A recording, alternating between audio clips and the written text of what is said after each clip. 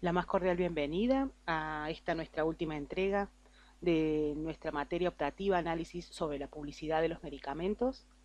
A lo largo de nuestra cursada hemos podido apreciar y entender las técnicas utilizadas en la promoción de los medicamentos, las publicidades en revistas médicas, como así también las estrategias de los agentes de propaganda médica, cuáles son las publicidades directas al consumidor y cómo es la regulación de esta promoción a nivel de nuestro país, los conflictos de intereses que existen y de alguna manera hoy vamos a tratar de intentar ver cómo encontrarnos con información imparcial y verdaderamente consolidarnos en el uso racional de los medicamentos.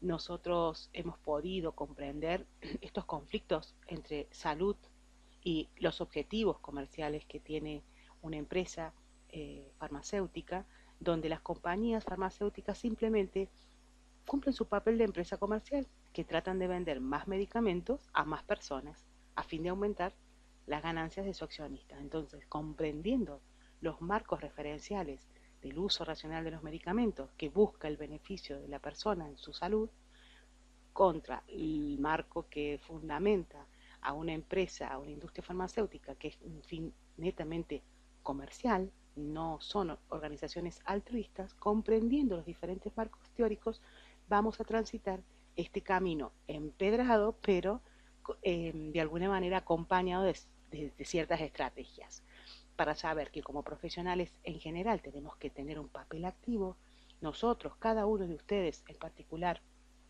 establecer o preestablecer sus prácticas y en definitiva tener siempre un compromiso activo. Los objetivos de este encuentro en particular van a ser los 5 pasos puntuales que tiene la medicina basada en la evidencia, los principios para evaluar críticamente los ensayos, los estudios que se publican, sobre todo en tratamientos farmacológicos, los criterios claves para evaluar la calidad de estos estudios y las fuentes confiables e imparciales de información sobre medicamentos. Estos 5 pasos de la medicina basada en evidencia que ya veníamos tratando y hablando sobre ellos son: el primero, formular una pregunta clara a partir de un problema clínico a analizar, la pregunta pico, como veíamos. El segundo paso, hacer esa búsqueda sistemática de las mejores pruebas disponibles en la bibliografía. El tercer paso, valorar críticamente esa evidencia científica encontrada. Cuarto paso, aplicabilidad de esos resultados de la valoración a nuestra práctica clínica. Y el quinto paso, y el más importante, adecuarlo a nuestra práctica clínica real del día a día. Bien, las fuentes de información las podemos clasificar a grandes rasgos en primarias, secundarias y terciarias. En ambos extremos, las fuentes primarias, el pan caliente, lo que sale día a día y nos infoxica, son las revistas. Mientras que el otro extremo, las fuentes terciarias, que son los libros, son fuentes más digeridas, son fuentes más sedimentadas, pero tienen este delay, si se quiere, entre que se realiza un libro, se publica y cuando se vuelve a actualizar, siempre va a estar atrasado en mínimo 5 años. Entonces tenemos que saber buscar, entender e interpretar lo que día a día publican las revistas biomédicas. ¿Qué publican las revistas? Publican de todo. Publican desde notificar un caso, una serie de casos, un estudio transversal, estudios de casos controles, estudios de corte. Hasta ahí son todos estudios observacionales. Mientras que el de mayor validez, sobre todo en terapéutica, son los ensayos clínicos aleatorizados, que son los estudios experimentales. Y el metaanálisis, la revisión sistemática de ensayos clínicos, la agrupación de ensayos clínicos, sería el punto máximo de validez en la evidencia. De ahí esa escalada que veíamos en las primeras clases de la pirámide, ¿no? La opinión de experto queda abajo, luego sigue la serie de casos, caso control, estudio de corte, todos esos son observacionales para quedar en la punta del nivel de evidencia y también chequeando la calidad de evidencia de esos ensayos clínicos, los metaanálisis o revisiones sistemáticas de ensayos clínicos controlados. ¿Tiene límites la medicina basada en evidencia? Sí, tiene fuertes críticas también. Es valiosa en tanto y en cuanto la información que la sustenta sea completa e imparcial. Porque si yo hago una revisión sistemática con datos parcialmente sesgados, no me va a servir el estimador central que me entregue. La publicación selectiva de ensayos clínicos puede generar un estimador poco realista y esta distorsión puede generar un análisis sesgado. A su vez, es importante tener en claro que cualquier información que se publique no es prueba suficiente de su validez ni de su autenticidad. ¿Cómo yo puedo ir midiendo? Y bueno, de base saber que las revistas están involucradas con la industria. Por tanto, siempre va a haber dando vuelta un sesgo de publicación. Richard Smith decía que las revistas no deberían publicar ensayos clínicos, deberían criticar los ensayos clínicos. Existen, así como veíamos los trucos que utiliza para una publicidad que nos da un agente de propaganda médica o las mismas que salen en la televisión, también existen trucos para conseguir que un ensayo clínico obtenga el resultado deseado y también para que ese ensayo clínico sea publicado en las revistas según el mejor postor. Y también lo comentábamos en todos los libros que le sugeríamos su lectura. Bien, ¿cuáles son los requisitos para una fuente de información sobre el medicamento? Sí, que sea fiable, que sea accesible, que tenga relevancia, que esté orientada a problemas y sobre todas las cosas, independencia.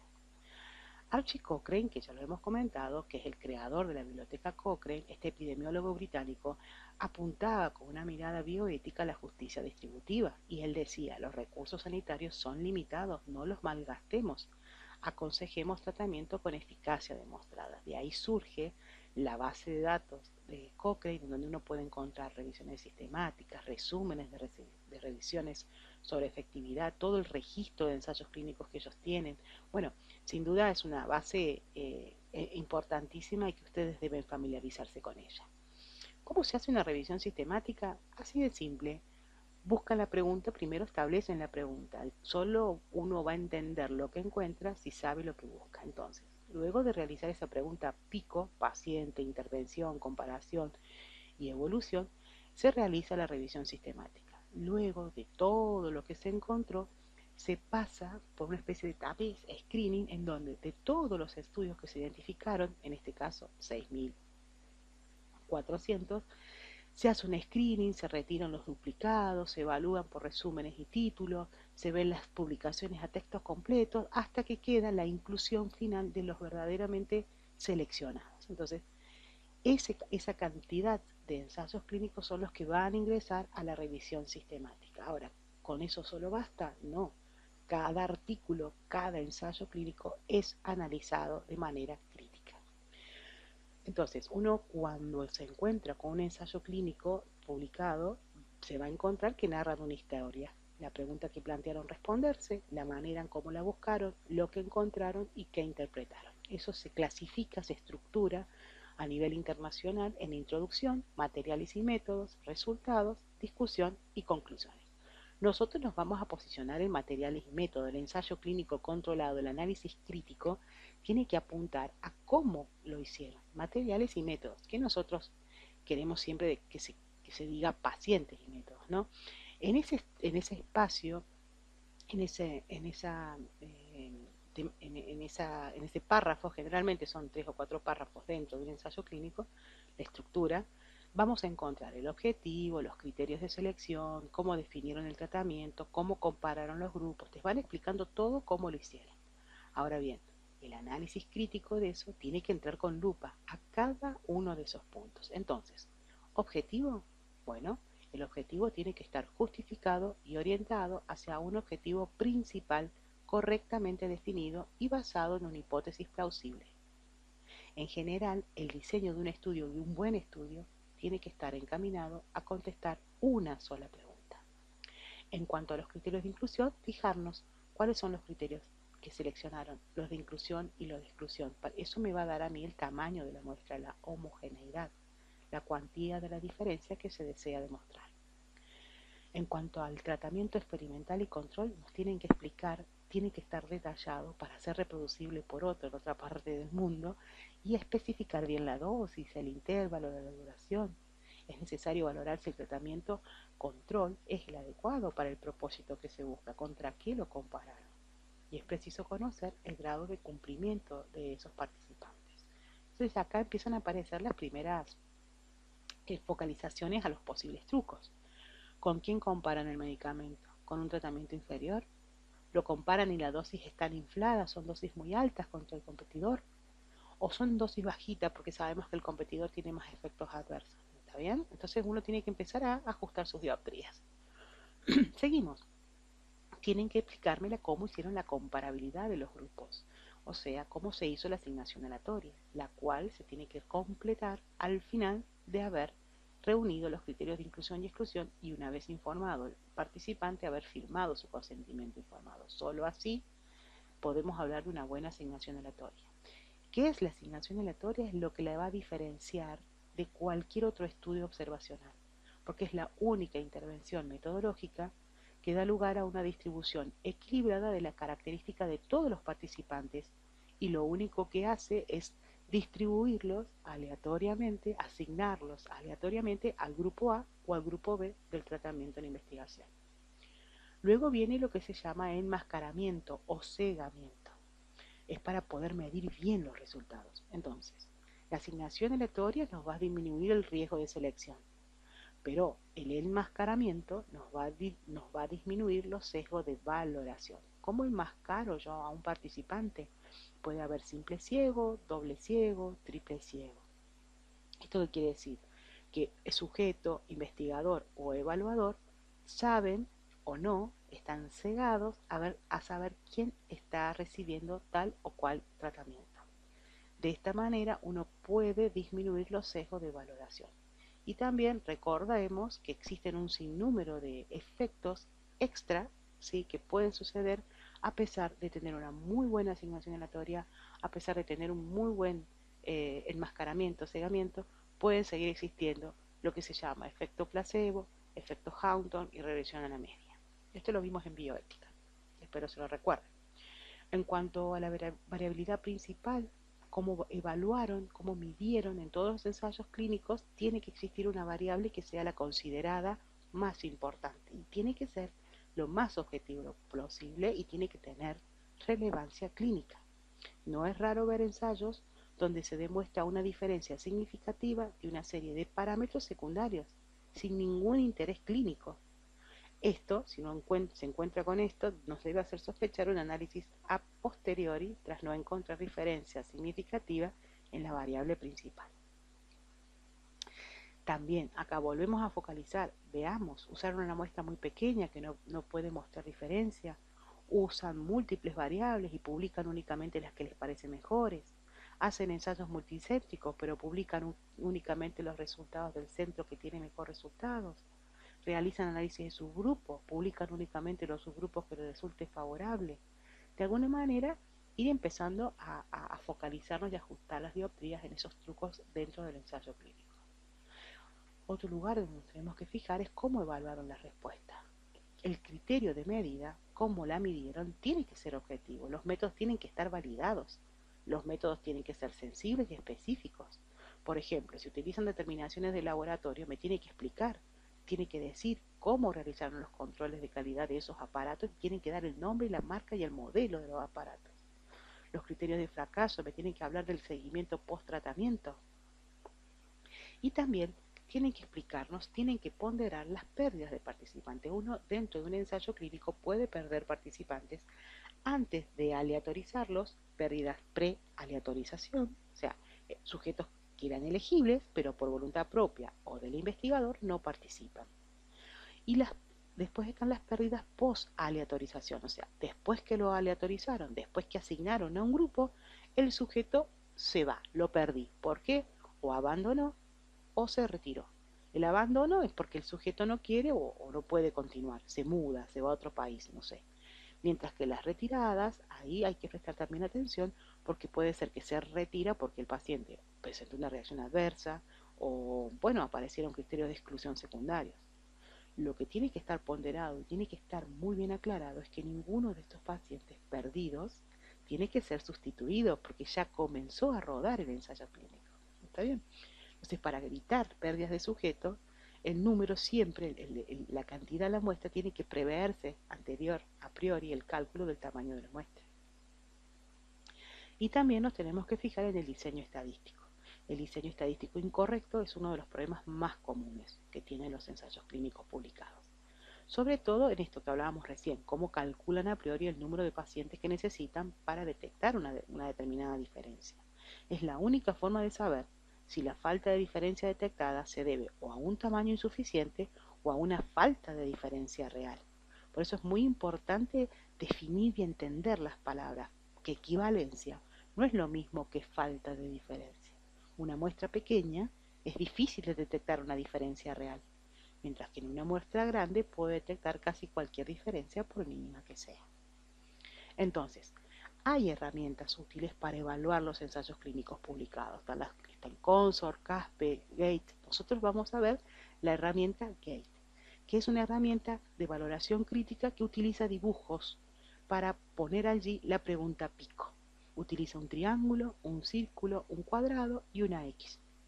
Entonces, cuando uno tiene un ensayo clínico en mano, el seleccionado, porque se hizo la pregunta, porque hizo la búsqueda, porque lo encontró, y lo quiere leer, bueno, va a materiales y métodos, y cuando se enfrenta a materiales y métodos, dibuja un triángulo, un círculo, un cuadrado y una cruz, en una hoja en blanco.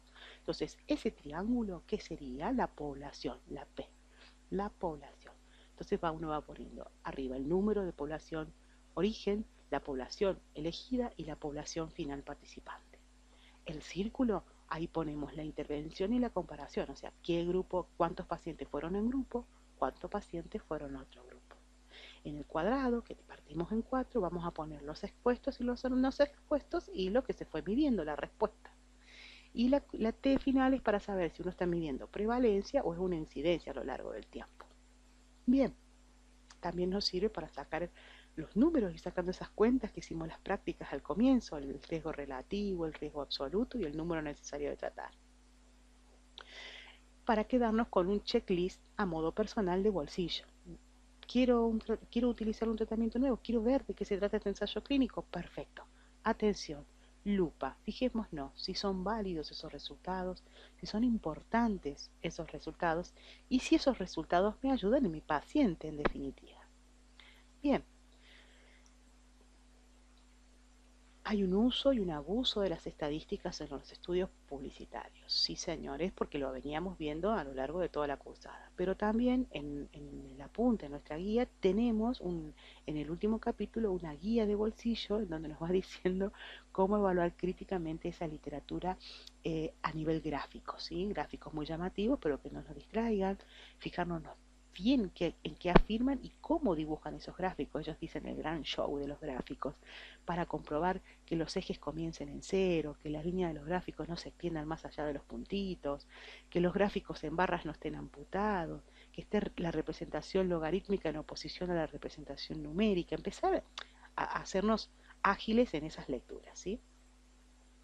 Bien, y por último terminan diciendo, bueno, desarrollemos un formulario personal porque sabemos que en atención primaria, con 50 medicamentos, no más de 100, podemos atender a todas las necesidades básicas. Entonces, ese uso racional, que a veces molesta la palabra racional, nosotros lo fomentamos a que sea un uso razonado. Prescribir, sugerir el medicamento apropiado para el paciente que lo necesite, a la dosis y duración adecuada, a un costo razonable, con la información necesaria para el paciente y con planificación de seguimientos. Eso sería un uso razonado, responsable de los medicamentos. Ahora bien, ¿cómo lo hago? Tenemos la guía de la buena prescripción, que nos dice, señores, definan el problema, especifiquen el objetivo, seleccionen la estrategia, seleccionen grupos, fíjense el medicamento de cabeza, el medicamento P, el medicamento personal y elabore su propio listado de fármacos. Ahora, lo más importante es definir el problema de salud y que no nos lo defina la industria, lo tenemos que definir nosotros, por lo que estudiamos, por lo que sabemos, con todo lo que cursamos a lo largo de nuestra carrera. De ahí la importancia de la fisiología, de la fisiopatología, de entender la historia natural de la enfermedad.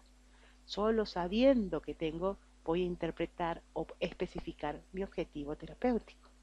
Ahora bien, nosotros con fármaco pudimos muy poquito sobrevolar estas tablas y entender los grupos farmacológicos.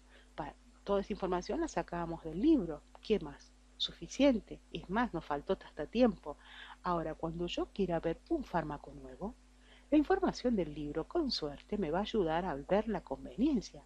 Pero la eficacia la tengo que sacar de un ensayo clínico, de un metaanálisis. La seguridad me la va a estar marcando en farmacovigilancia, ANMAT y la gente que va poniendo alertas permanentes. Por eso, Es muy importante saber buscar la información y que no nos entreguen información imparcial. Y siempre posicionarnos en esto. Un ensayo clínico nuevo, pero no se diseñó para evaluar un paciente. Se diseñó para evaluar una tecnología. Un ensayo clínico es la mejor metodología que existe en un estudio experimental, pero solo busca eficacia en marcarla como probabilidad. Es solo una probabilidad. Los ensayos clínicos no se diseñan para identificar qué paciente va a responder. Por eso es muy importante ese seguimiento del medicamento, que la eficacia de lo que sucede dentro del ensayo clínico es muy distinto a la efectividad cuando el medicamento sale a la venta, sale a ser consumido de manera masiva por la sociedad, y ni qué hablar de la eficiencia que tiene que ver con el gasto, ese análisis de impacto presupuestario, los AIP, sobre la población, sobre la economía, sobre una obra social, sobre un sistema sanitario. En la guía van a encontrar estos tipos de definiciones que dicen: por lo general los profesionales de la salud creen que la promoción puede influir en los demás pero no en ellos mismos. Esto es una ilusión. Para cometer las mayores estafas se necesitan que las víctimas confíen en su propia capacidad y experiencia, decía un experto en fraudes, al comentar la particular vulnerabilidad de los médicos y las médicas a que se les engañe porque creen que están haciendo bien. Entonces, es muy importante entender esto, porque la cadena del medicamento, toda esa cadena que veíamos desde la autorización, la dispensación, toda esa cadena está completamente oxidada y horadada. Pero ustedes ahora, luego de esta cursada, luego de estas herramientas, tienen esa llave, tienen la llave para que mejore ese uso razonado, responsable y prudente de los medicamentos. Y como trabajo final, recordemos que tenemos que tener de los 5 trabajos prácticos 4 aprobados y la entrega de un trabajo final. Ese trabajo final, que tiene que ser de entrega individual en la plataforma, puede ser analizar críticamente una publicidad de medicamento, pero no una publicidad directa al consumidor, una publicidad para los profesionales de la salud. Ojo, donde puedan sacar datos de riesgo relativo, riesgo absoluto y número necesario de tratar. O pueden analizar críticamente un ensayo clínico con el sistema GATE, el que les acabo de mostrar. Si quieren ese ensayo clínico, se los podemos entregar nosotros. No hace falta que ustedes hagan todo el proceso de hacer una pregunta, de hacer la búsqueda. Podemos perfectamente facilitarles un ensayo clínico para que ustedes puedan analizar en el sistema GATE. Y las otras posibilidades de trabajos finales, que son posibilidades que las tenemos que consensuar, por eso necesitamos que, por ejemplo, hay un grupo de 5 estudiantes que están analizando una base de datos de donde se almacenan los medicamentos en los hogares. Bueno, eso es un tipo de estudio específico de lectura guiada con los entes. Hay otros estudiantes que quieren analizar las publicidades que aparecen en una franja determinada de horario en tal canal de televisión. ¿Se entiende? O sea, pueden haber alternativas, pero si no tienen alternativas o si no se les ocurre otra idea, el trabajo final apunta a que puedan analizar críticamente o una publicidad de medicamentos para profesionales de la salud o un ensayo clínico controlado a través del sistema Gates que le acabamos de demostrar. ¿Está bien? Cualquier duda, por favor, al foro. Y de lo que decidan realizar, tienen que presentarlo en hoja 4, mínimo 5 hojas, máximo 20, las letras, el interlineado y con esta estructura que hablamos: introducción, materiales y métodos, resultado y conclusión de lo que hicieron. Todo digitalizado, y la entrega no es por mail, perdón, es subirlo en el espacio que les va a figurar en el aula virtual al final, luego de responder el post-test, para que se les habilite la entrega, para que les aparezca, para que se les haga visible en el aula virtual el espacio de entrega del trabajo final.